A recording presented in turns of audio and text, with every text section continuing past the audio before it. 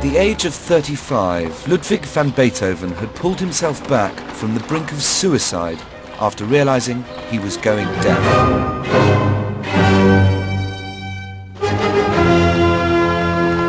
He came through the trauma with characteristic defiance. He was already one of the most celebrated composers in Europe and now embarked on a period of prodigious creativity.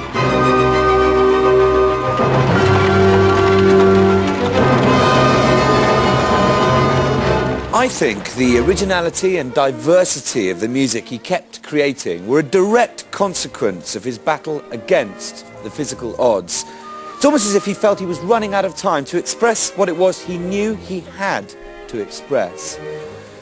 The biggest and most immediate challenge facing him was the writing of an opera, the summit of ambition for any composer at this time.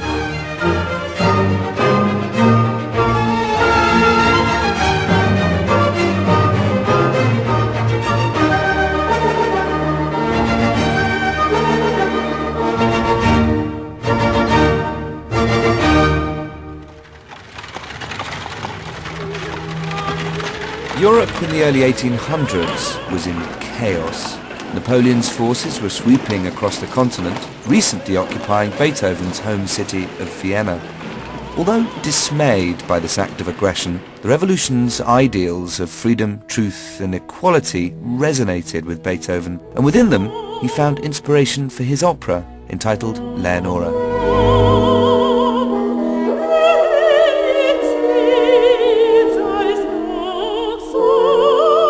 This is a work full of fiery revolutionary fervour and idealism, where freedom and justice triumph. It's a rescue story, and for the first time in operatic history, it's a woman, Leonora, who becomes the story's hero by rescuing her husband Florestan, who lies imprisoned in a dungeon awaiting execution.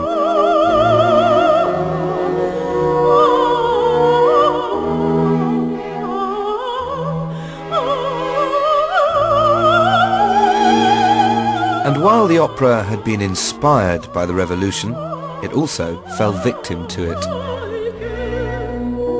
Yes, the occupation had dire consequences for the opera. Most of his friends and supporters had already left the city, and the opening night audience was made up almost entirely of French officers. Unfortunately, it was only under half full. Not good for business.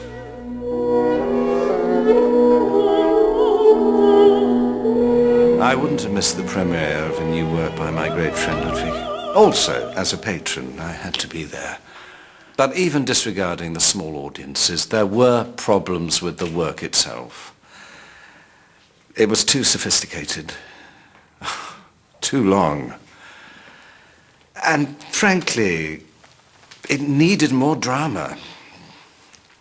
After the performance, to encourage Ludwig, I gathered some cast together to sing it through, and to try to persuade him to make some cuts.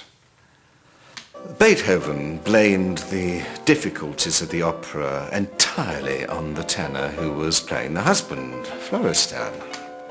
Personally, I thought this a little unfair, but I arranged for another to sing the part. Ah, Herr Röckel, you've missed tea, but that may make you sing the part of a starving man all the better.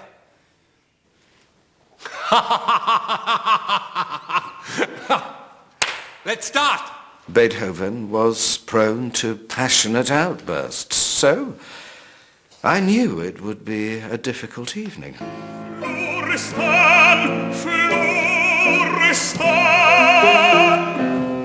Hat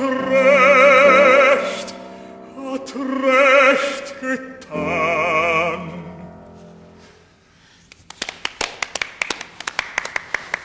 Excellent. I shall have to see to it that you are starved before every performance, and we shall be sure of a success.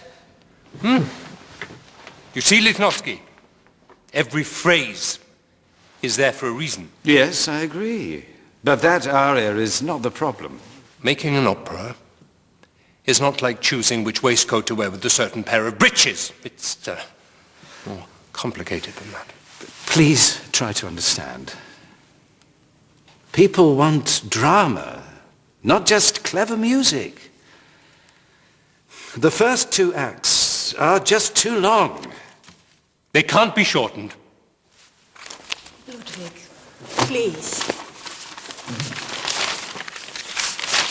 For my sake, for your friend's sake, please don't let this beautiful work be lost to the world simply because it needs some refining. So you're all agreed, then? Well, then I shall have to go back to the beginning. Take another look at it. However flawed the dramatic structure of Leonora was, musically you can see in it many Beethoven hallmarks. And in the aria which Leonora herself sings, he uses orchestral instruments for their symbolic effect. The horns, for instance, are used in a completely new way. Traditionally, they represent and accompany a male hero, but here they're reserved for Leonora. And on one level, they give her added power, but on another, the way that they're pushed and tested beyond their limits potently mirrors Leonora's own trials.